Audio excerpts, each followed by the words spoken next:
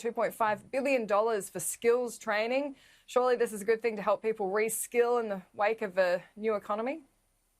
There's no doubt that reskilling is going to be an important part of how we get through this. Skills and training is certainly where this is going to be at, because our economy is being reshaped by the coronavirus, and there will be some businesses which come back, but there will be some that don't.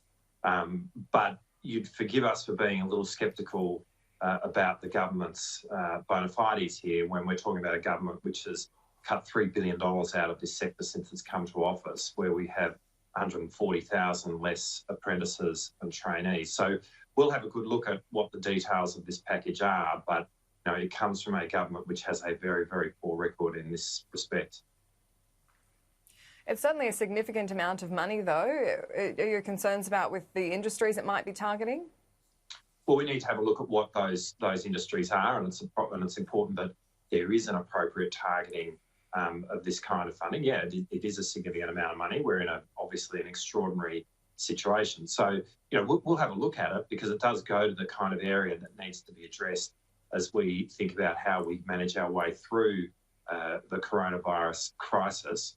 But we are talking about a government who in exactly this space over the last 7 years has wrought an enormous amount of damage.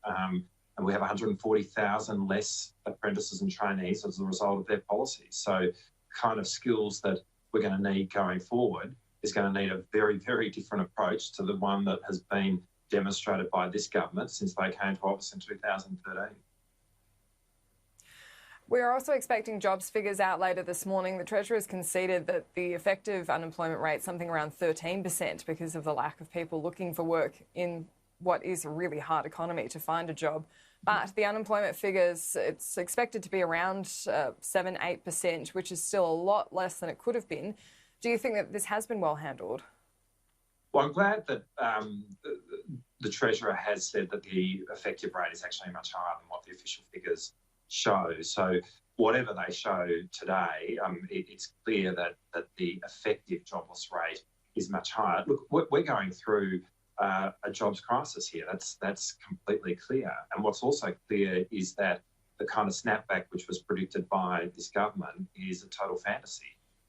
There's going to be a whole lot of businesses which struggle to re-establish after we get to the other end of coronavirus and when restrictions are eased. And so, we absolutely need policies which are going to get us to the other side and which are going to enable us to reimagine Australia in the aftermath of coronavirus. And it's in that context that Anthony Albanese today has written an opinion piece where he's talking about a much more intelligent way of looking at how we manage JobKeeper going forward, where there is a different testing of those companies that are deeply affected by the impacts of coronavirus, where there is an appropriate targeting of the kind of sectors which need to be focused upon, and where there's a tapering in respect of the removal of JobKeeper over a longer period of time. I mean, if what happens is that all of this relief is removed on a drop-dead date in September, which is what the government has been suggesting, then all we will see is a second economic shock, and that's going to be terrible for our economy. The government hasn't really been suggesting, though, that all the support is going to disappear in September. They've said it will be reframed. JobSeek is not going anywhere because that's a rebranded New Start. It just could be a lesser amount. As with JobKeeper, it's more likely to be targeted as opposed to just across the board. Surely this is the time when businesses are reopening that you do need to pull back on some of that government support? Well, there needs to be an appropriate tapering of the government support is the answer to the question.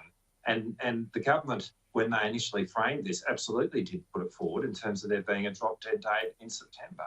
And the truth is that was never going to survive contact with reality. Now, you're right, there are certain noises coming out of the government that maybe that will change, but it needs to. And it needs to in a much more intelligent way, because if you withdraw government support at a faster rate than the private sector is able to recover, then what you end up doing is engendering a further deepening of the recession. And so you do need to think about this intelligently so that the tapering, the removal of the government support is done at a slow enough pace that enables the private sector to bounce back. And that's what we are suggesting, what Anthony Albanese has been suggesting in his opinion piece this morning. But there has to be a much cleverer way of going about this than the kind of suggestions that have been put forward by the government since they first announced this relief.